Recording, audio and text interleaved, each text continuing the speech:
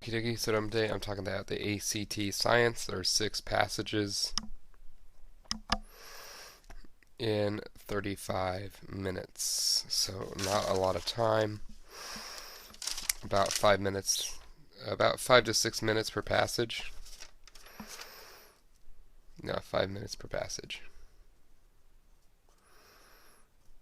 It's 35 minutes. If you did 6, you could, if you had 7 passages, it would be 5 minutes.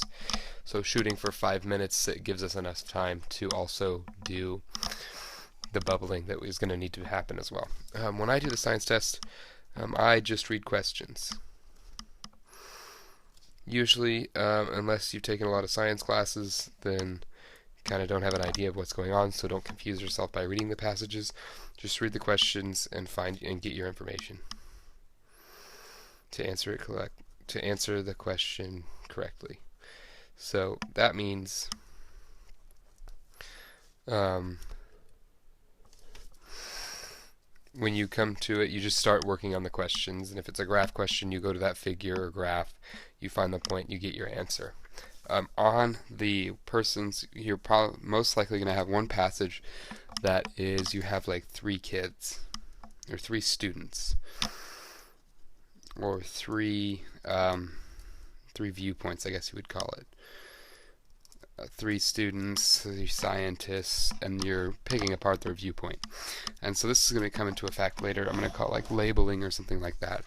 But basically keeping good notes and making notations so you can review the information and understand how each of the student's viewpoint is separate and keeping them separate in your mind when you do that question.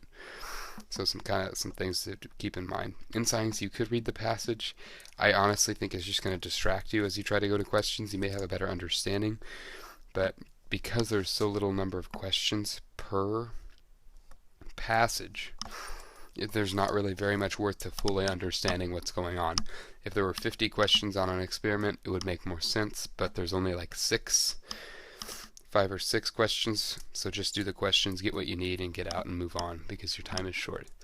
That's what I'd kind of recommend for the science. Once again, whatever works for you. Thanks for watching.